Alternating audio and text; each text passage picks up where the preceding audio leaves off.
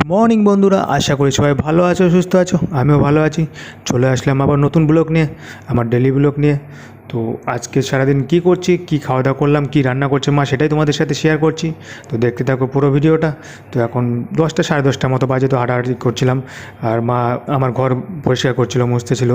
তো ওই দিন রোজ দিন মুছতে হয়, বুঝতে পারো, বেড কভার চেঞ্জ করতে হয়, করতে হয়।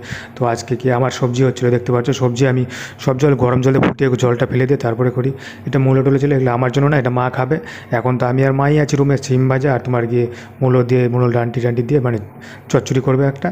তো এটাই তো। আর আমার জন্য আমার সবজি, বুঝতে পারছো, যার মা ঘর পরিষ্কার করছিল। আর তোমাদের দেখাচ্ছি দেখো আমার ফ্রিজে কী আছে। বাবা আসছিলো দুদিন আগে, তো কত কী নিয়ে আছে, সবজি ভর্তি ফ্রিজে। আর দুধ সবসময় রাখা থাকে, দুধ দই, বুঝতে পারো। আর দেখতে পাচ্ছ আজকে নিয়ে আসছি দই, এমনি ডিমের পাতা ধরে আনি, কারণ রোজ দিন ডিম খেতে হয়, তো অনেকটা কমে পড়ে। তবু দেখো গাজর, সবজি, কপি টপি সবই থাকে। আর মা আমার ঘর পরিষ্কার করছে, দেখতে পাচ্ছ। রোজ দিন মুছতে হয়, ডেটল দিয়ে মুছে, মানে বাথরুম টাথরুম রোজ দিন পরিষ্কার করে। আর দুপুর হয়ে গেছে, দুপুরে রান্না হয়ে গেছে, রান্নায় খাওয়ার আজকে ছিল মাছ, লাউ দিয়ে মাছ দিয়ে একটা তরকারি। আর সবজি তো থাকে, আমার মিক্স সবজি তো রোজ দিন থাকে। আমি যতটা পারি সবজি খাই, যতটা বেশি, তার জন্য লাউয়ের তরকারি খাই। এমনি এক্সট্রা মাছের ঝোল টোল খাই না, কারণ আলু টালু খাওয়া যায় না, এক্সট্রাভাবে ভালো লাগে না আমার সেরকম, তার জন্য আমি খাই না। এরকম লাউটাও দিয়ে এইসব দিয়েই খাই বেশিরভাগ। আর সাথে ছিল ডাল, মুগ ডালটা তো থাকে কমন, বুঝতে পারো। তো এটা দিয়েই খাওয়া দাওয়া করছিলাম আজকে দুপুরে।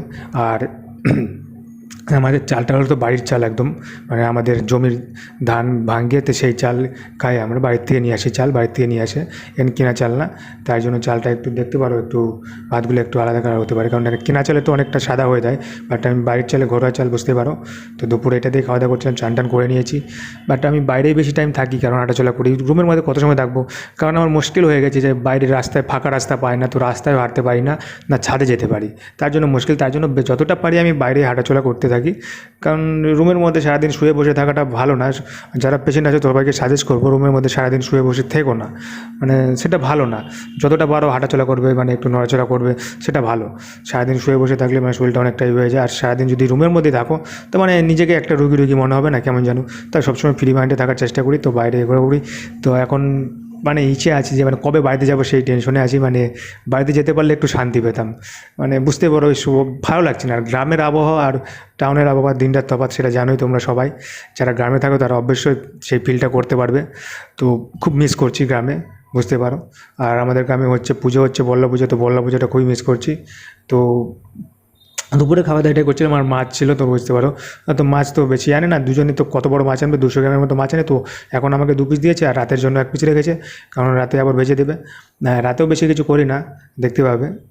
আর রাতে আমি বেশিরভাগ রুটি খাই। আর সকালে কোনো দিন ডালিয়া খাই, কখনো তোমার গিয়ে কী বলে, রুটি সবজিও খাই। রুটি সবজিও খাই মাঝে মধ্যে, ডালিয়া খাই, কিংবা চিড়ার উপমা খাই। কারণ মা যেগুলো পারে সেগুলো করে, মানে বেশি কিছু মা সেরকম পারে না, বুঝতে পারো। আগেকার মানুষ সেরকম রান্না বান্না, মানে এরকম স্পেশাল যেমন উপমা টুমা, অনেক কিছু হালুয়া টালুয়া, সুজির হালুয়া টালুয়া এসব বানাতে পারে না বাস্তব, তার জন্য খাওয়া হয় না। তো বা আমি কেউ ওসব চাপও দেয় না, তার জন্য যেটা পারে মা সেটাই আমি খাই।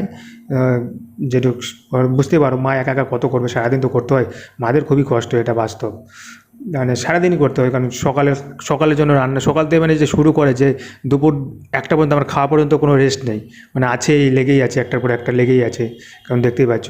তারপরে দুপুরের দিকে একটু রেস্ট পাই, তারপর আবার রাতে, আবার তার জন্য রাতে বেশি কিছু করতে বলি না। ওই শুধু সবজি রুটি খাই আমি বেশিরভাগ, এখন খাচ্ছি। আর আমার সবজি তো তেল মশলা একদম কম, দেখতেই পাচ্ছ, কালার দেখেই বুঝতে পারছো। বাট আমার কোনো প্রবলেম হয় না, কারণ মুখে অনেকটা রুচি আছে এখন, ভগবান করে রুচি দিয়েছে, এখন ট্রান্সপ্লান্টে পড়ে খেতে কোনো প্রবলেম হয় না। আমার তো টেস্ট লাগে, মানে যাই দেখে আমার ভালো লাগে। মানে তোমরা যদি ট্রান্সপ্লান্ট করো তারপর বুঝতে পারবে, মুখে অনেকটা মানে টেস্ট চলে আসে, মানে যে কোনো খাবার ভালো লাগে শুধু। আর আমার খাবার তো বলে এতটা লবণ কম মানে খেতেই পারে না কেউ, মানে একটু বেশি হলে কেউ খায় না। যতটা রান্না করে শুধু আমার জন্যই রান্না করে, এক্সট্রা একটুও রান্না করে না, বুঝতে পারো। আর আগে তো মানে আমার খাবার সবাই খেত, বাড়িতে যেরকম ডায়ালিসিস করতাম তখন তো সব খাবারই খেতাম, মানে কিন্তু ধীরে ধীরে হবে। এবার প্রথম ভাবছি 3 মাসটা পার হোক, তারপরে ধীরে ধীরে আস্তে করে খাবো। তো এটা রাত হয়ে গেল, রাতে সবজি নিয়ে আসি, দেখতে পাচ্ছ, সবজি রুটি। আর মাছ ছিল, মাছ রেখে দিয়েছিল ফ্রিজের মধ্যে, তো সে 1 পিস মাছ ভেজে দিয়েছে আর রুটি। রাতে আমি বেশিরভাগ 4টা রুটি খাই, দেখতে পাচ্ছ, বেশি খাই না, মানে বুঝতে পারো। কারণ জলটা খেতে হয়, 6 লিটার জল খেতে হয়, জলটা তো মেনটেন করতে হবে না।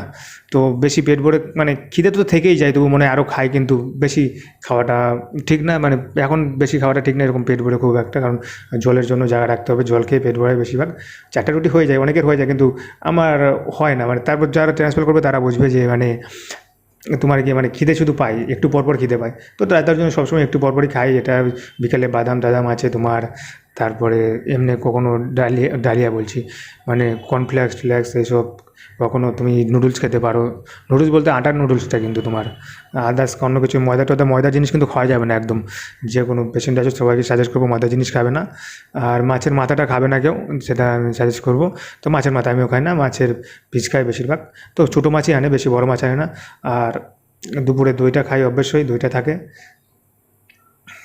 তো আর দেখতে পাচ্ছ এখানে আমি রাতে ভাবলাম যে ডবল টোনের দুধটা কিনে নিয়েছি, সেটাতে দই বানাবো। কিনা দুধটা মানে দইটা ওদের টেস্ট লাগে না, সে দই বানাচ্ছিলাম। তো আমিই করছিলাম এটা, দেখতেই পাচ্ছ। দুধটা গরম করে নিয়েছিলাম, গরম করে নিয়ে হালকা মানে ঠান্ডা হতে দিতে হয়, মানে উষ্ণ উষ্ণ গরম রাখতে হয় তোমার গিয়ে।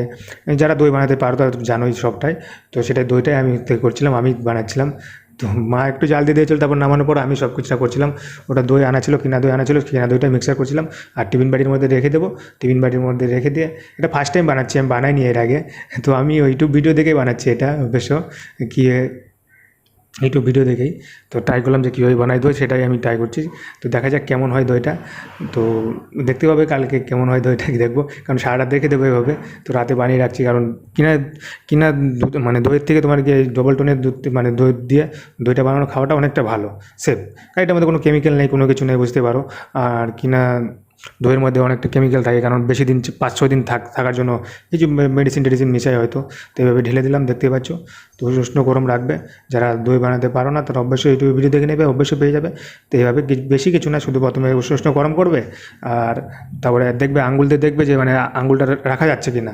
সেটা রাখা গেলে তারপরে ওখানে দই, অল্প একটু দই মিক্সার করে দেবে।